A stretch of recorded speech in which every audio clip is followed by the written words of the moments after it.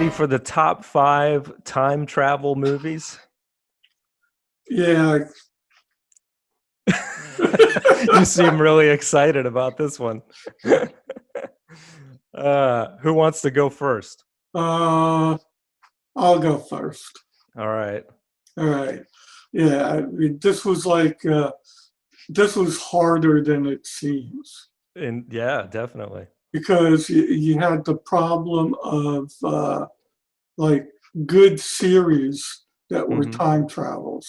And Right. then you had like a lot of individual movies that were also really good time travel movies. Yes. So I was trying to mix them in my top five, Okay. basically. So my number five Hmm. is Time Bandits. Oh, that's a good one. That's Yeah. actually I thought about that one. It's on my honorable mentions.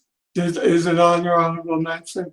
I think you're going Yeah. to pick one that's on my honorable mention too, but Okay. yeah. So this was almost basically a Monty Python type movie. Yeah, Yep. because it was Terry Gilliam Yep. that was in the charge of the making of the movie. Had a lot of stars in the movie. Yeah, a lot of cameos from the Monty Python guys. Right. John Cleese as Robin Hood was great. Yeah. Yeah. Then Sean Connery was in it. Yep. Shelley Duvall was in it. Yep. Uh, yeah, tons of people. Ian Holm was in it. That's right. As Napoleon, he was great in that.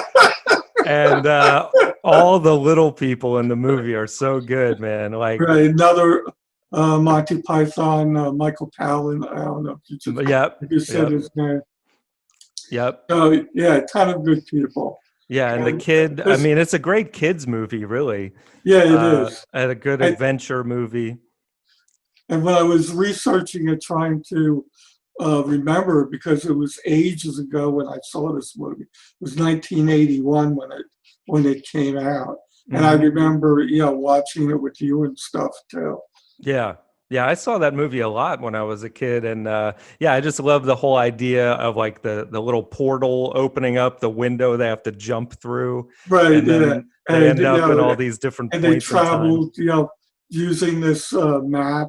Right. Yeah. It's and stuff like that, and they had the Supreme Being, Oh, you right. know, Who's kind of like the devil. That guy, right, and he's great. Yeah. Evil was the bad guy. Yes, Yeah, exactly. yeah. So yeah, it was a great movie, and now that I think about it, like the kids are up again. I'm going to try to get them to watch that movie. Yeah, that's a good idea. I need to rewatch it. It's been ages since I've seen it, but yeah, there's so much good humor. Oh, what about the giant when they isn't there like a boat involved with this Yeah, yeah, giant or yeah. something? Like a That pirate ship type boat. right, right. Yeah, Yeah, there's all these different there's so many cool sequences too of like them when they're all attached with the rope and they have to swing to each yeah, other to escape or whatever. Really cool stuff, man. yeah. But the weird thing I found out Yeah. when I was researching it is that was a first of a trilogy.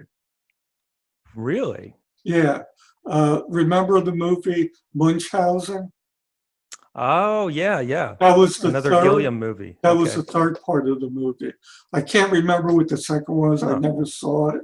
Okay. I had no idea that Yeah, I was a had no idea trilogy. it I was a guess they're trilogy. loosely attached to each other in some way. Yeah, That's cool. Well, yeah. yeah. So the first one was like seen through the eyes of a kid. The Yeah. Munchausen one was seen through the eyes of an old man, and I can't remember what the middle one was. Okay. Okay. Cool. I'll have to look into that. But good choice, definitely. So Yeah, my number 5 is About Time. it's about time that you talked about that movie. Have you seen this one? It came out in 2013, directed by Richard Curtis, and it's got Domhnall Gleeson plays the main role, and it has Rachel McAdams. So it's kind of uh, a romantic comedy, but it has some dramatic elements as well. But essentially, this young guy finds out that he has the ability to time travel that's passed down through his father. That's kind of like a side story, him and his dad. It's kind of actually, it would have been a good father-son movie, but that's more of a side story. But what's cool about time travel in this movie, he uses it to essentially help him fall in love with Rachel McAdams, but he realizes that it can't change. Time travel can only do so much. You can't change how people feel about things. And then also there's like, he has to work within the parameters of it, because there's a few examples, but like one is that he decides to go back and help his uncle with something instead of meeting Rachel McAdams. So then he loses that ability to do both. So he has to make a lot of decisions like, should I do this or not do this? But really cool movie, and a cute romantic movie too. I think you would like it if you haven't seen it. Yeah, cool. So yeah, add it to your list. Okay. About time. About time. Yeah. Yeah, that's one that I had never heard of. One of those that Mark told me about that I should check really? out. Yeah. Okay. Yeah, I'll have to. I'll have to check that one out. Yeah. Okay. Cool. Well, what's your number 4? Okay, this is one of the series movies. Okay. Back to the Future. Ah, yes, of course. That's my number 3. So Is it okay?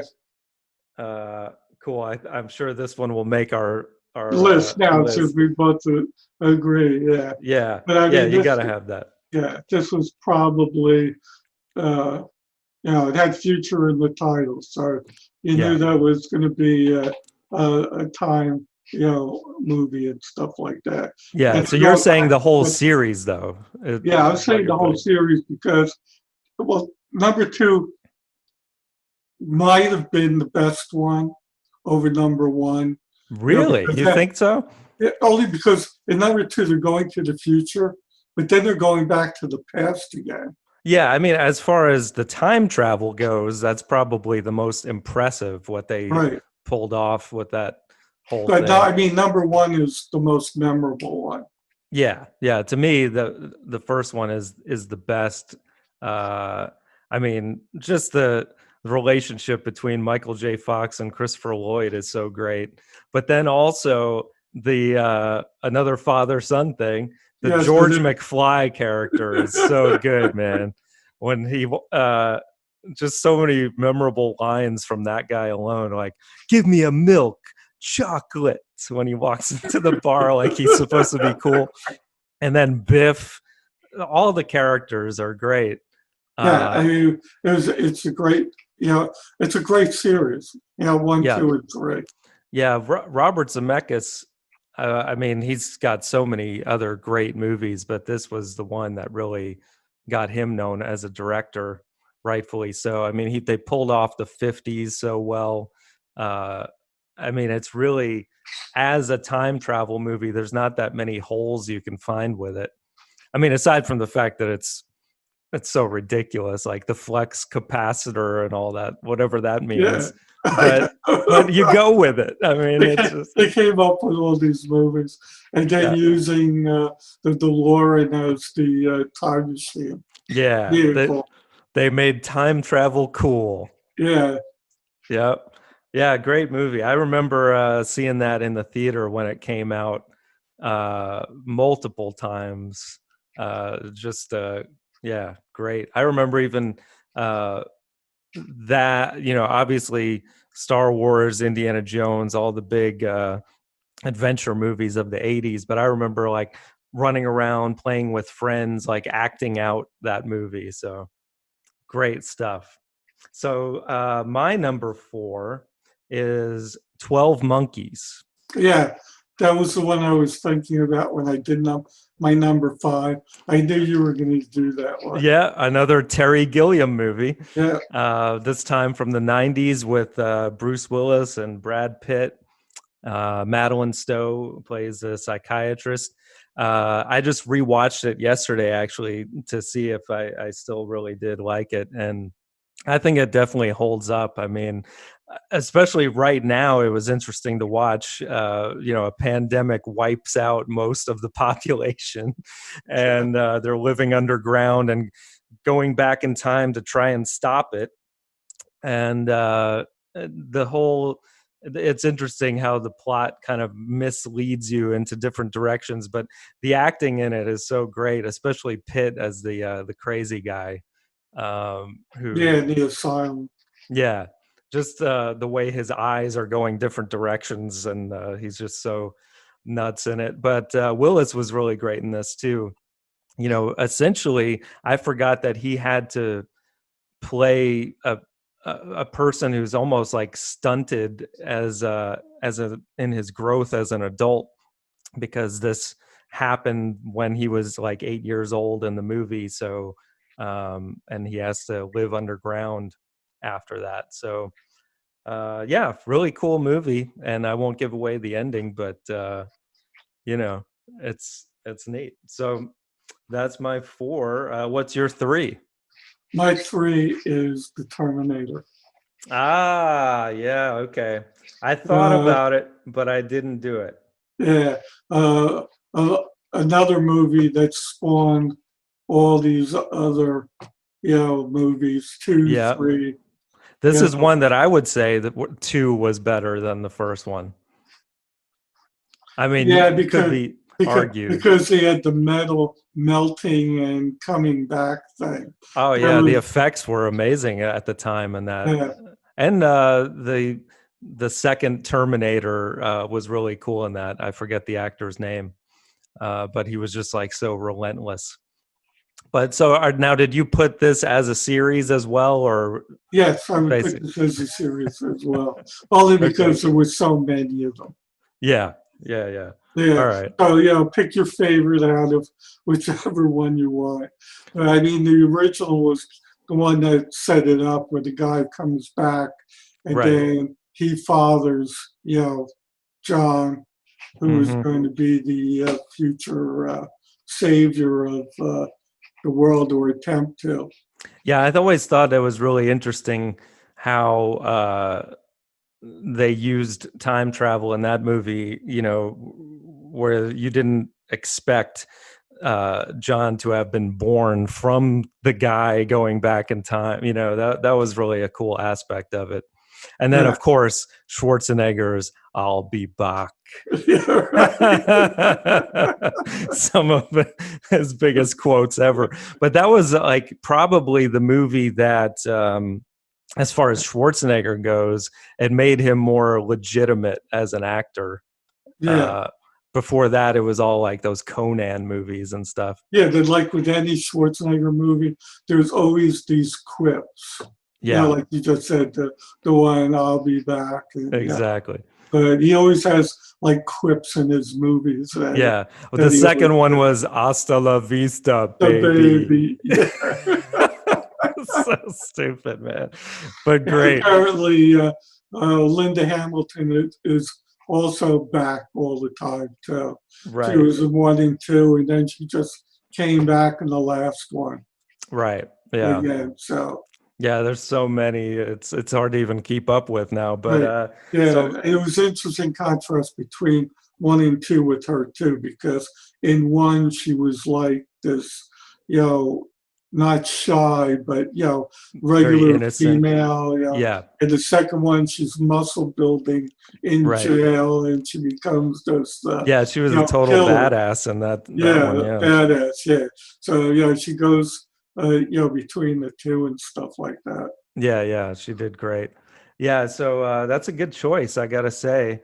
So my three was Back to the Future, which I just did as the original, not the series. But really, the whole series, it's probably one of the best trilogies of all time when you think about it. Even though three, I wasn't as into with the whole Western stuff, but they did a really good job with that as well, tying it all together, even giving Doc Brown a love interest.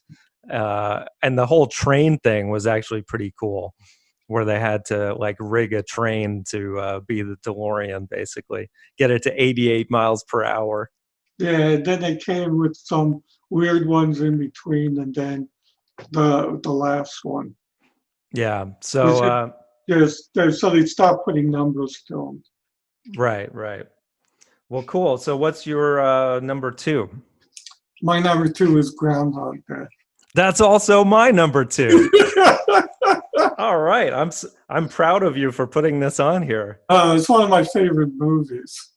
Is it really? I didn't realize that. Yeah, no, it is. It is me too. Mine too. Yeah. Yeah, and actually, on one of my shout outs at the end, there's another movie that basically does the same thing. I think I know what you're talking about. What Groundhog Day does it a whole lot better. Yeah. Only because there's so many different things going on that he learns. Right. Every time he goes back again, he learns something else. He learns how to play the piano. He knows every time somebody's going to fall off the ladder. Right. He catches the kid, and then eventually he's like, I'm not going to catch you this time. What do you say? Because the kid never says thank you.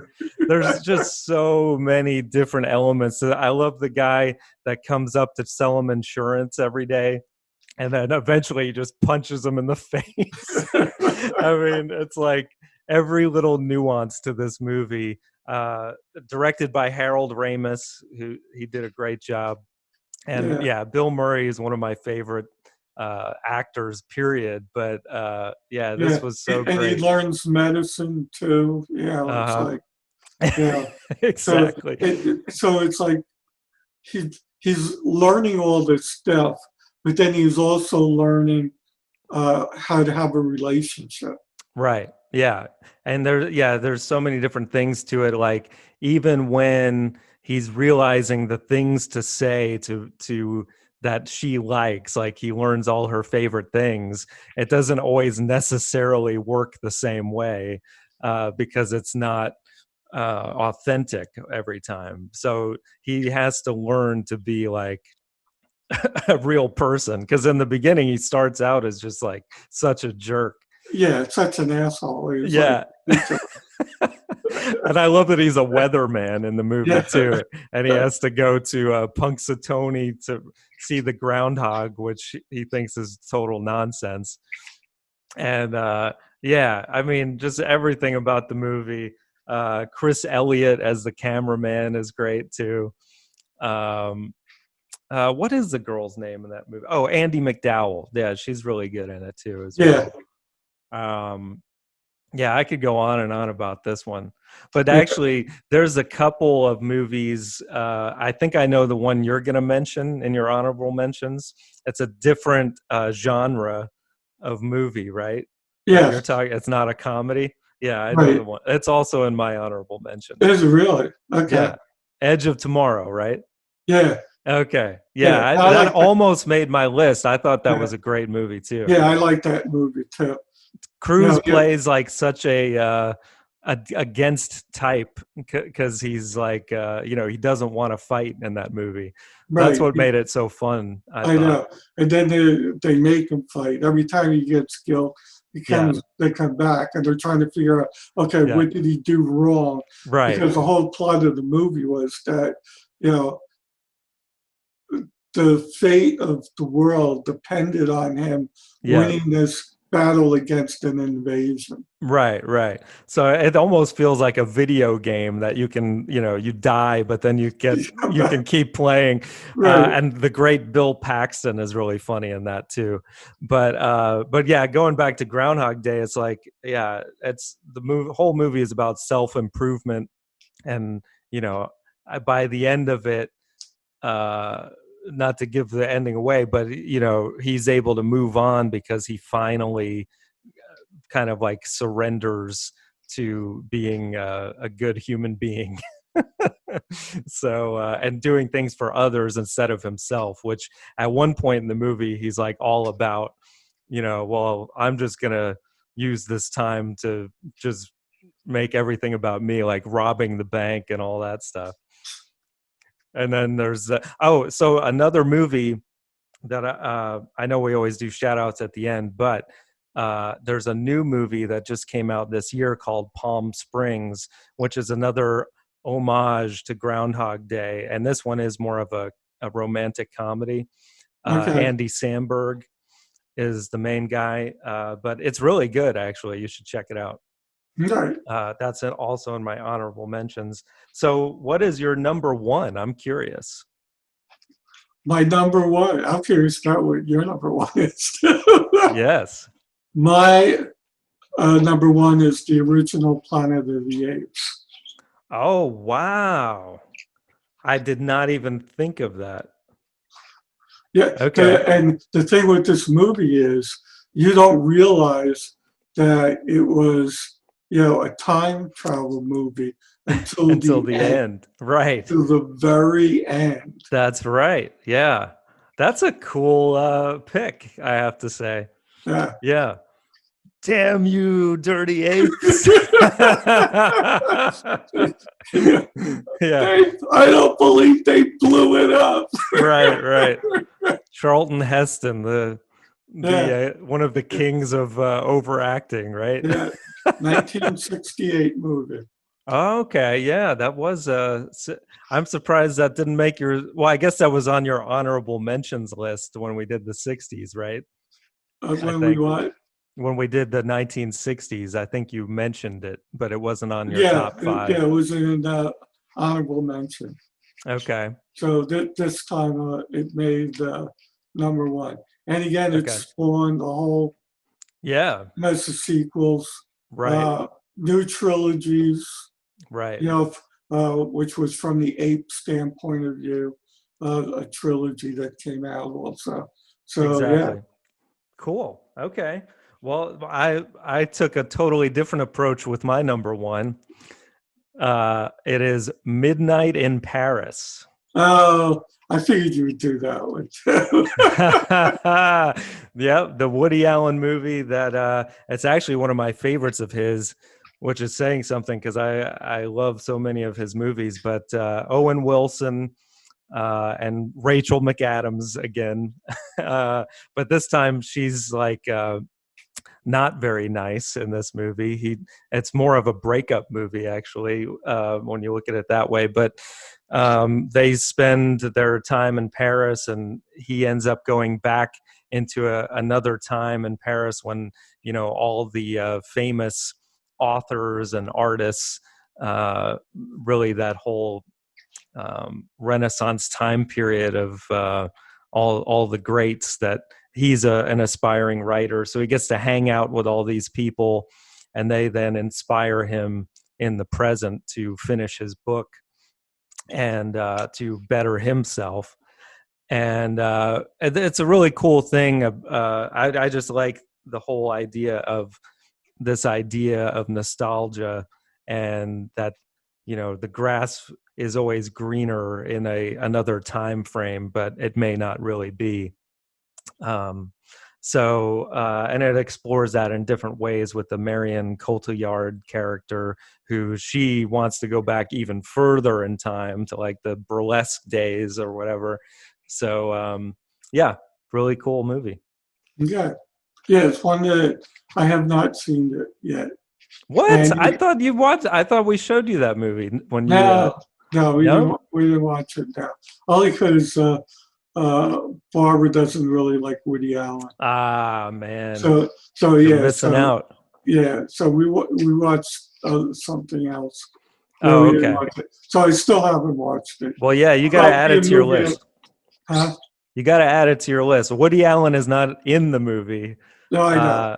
but his presence is there for sure. Like the Owen Wilson character is kind of a little bit neurotic and whatnot, but it's a really good romantic comedy. Highly recommend. Yeah, I know. So Every time I see it on TV, I'm tempted to put it on. you'd like it too, especially with its detail to historical references and stuff like that. So yeah, well, cool. Well, this is going to be interesting to combine this list. So the only ones we had in common were Groundhog Day and Back to the Future. Should we just go ahead and put those at our 1 and 2? Yeah, yes. All right. Yeah, I think that makes sense. I mean, that those are definite Yeah, must-haves. right. Um, so now the question is, our number ones, we're gonna have to fight this out. So let's see what's ranked higher on good old Letterbox.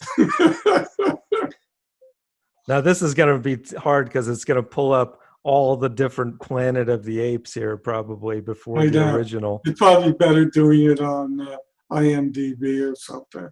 Oh, hold on. No, I got it. Planet of the Apes, 1968. It has a 3.9. And now Midnight in Paris. Only a 3.7. Yes. So Planet of the Apes at 3 and Midnight in Paris makes it at 4. So now, hold on, you've got the Terminator at 3. I think that's going to make it because my next one down would have been 12 Monkeys at 4. So the Terminator makes it at 5. And it is the original is called The Terminator, right? It's not just Yes. Terminator. I Yeah. want to make sure I get this correct. All right, cool. That's actually a good list. It has a Yeah. lot of different styles of movies, I would say. Yeah. So, what? Any other honorable mentions before we read this off? Well, yeah, okay. Star Trek 4, The Voyage Home, which we've Yep. already discussed ad nauseum, I think. Yes, of course. uh, a surprise one, only because they did time travel at the end. And I know haven't seen this series at all. Okay. Harry Potter and the Prisoner of Azkaban. Oh, okay. Yeah. Uh, Edge of Tomorrow, which we said. X-Men: Days of Future Past, Uh huh. where Yeah. the guys from the future go back to go back and team up with Yeah. themselves Right. Right. in the past to preserve the future. Yeah. Yeah. Then, of course, Star Trek, the alternate reality one, Yeah. Right. the first one, which we've already discussed it as ad nauseum. Yes. Uh, the Time Machine, Okay. the original and the sequel, That's the old movie. or the remake, rather, not the sequel. Yeah, Yeah. yeah, the Okay. old one. Yeah. I never saw the remake, but I know Right. there was a remake of it too. Okay. Cool. And one of my favorites that really didn't do good at the box office, Okay. but I liked it also. I liked it because it was going back into the past, and it was like a remake. The name of it was Timeline, and Okay. it was directed by Richard Donner, and it was based on a story by Michael Crichton. Okay. I Uh, never heard of this. yeah, it's it's a 2009 movie. No, it isn't. It's what year? 2003 movie. Okay. Uh, and what it is like they're doing this archaeology site in France, this Mhm. monastery thing. And the main company that's sponsoring them has this time travel device. Mhm. And the head professor goes back in time. So they don't know where the professor is. So they're like doing the dig and they find spectacles that look like his Yeah. and a note saying help, Mm. right? And so they do a test on. They find out the spectacles are 600 years old, but they know it's the professors. So I understand why. So then they find about the time travel machine. So they go back to rescue him. Yeah. Yeah. Okay, and what it was this battle that the French did over the English, and they wound up winning the Hundred Year War. And it was inspired by them hanging this woman. Mm. So when they go back, they wind up rescuing her. They didn't know it was the woman. So now they changed the timeline. Ah, okay. Okay. Gotcha. So a number of them get killed and all this other stuff. And the story gets even more involved. Right, right. Cool.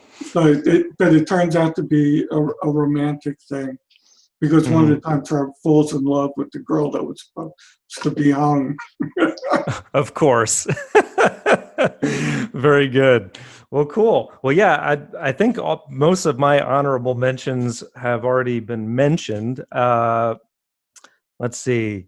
Yeah, you had Time Bandits. Oh, Idiocracy, even though it doesn't actually have time travel, we were mentioning that the guy's frozen for, hundreds of years. Yeah. So that kind of counts.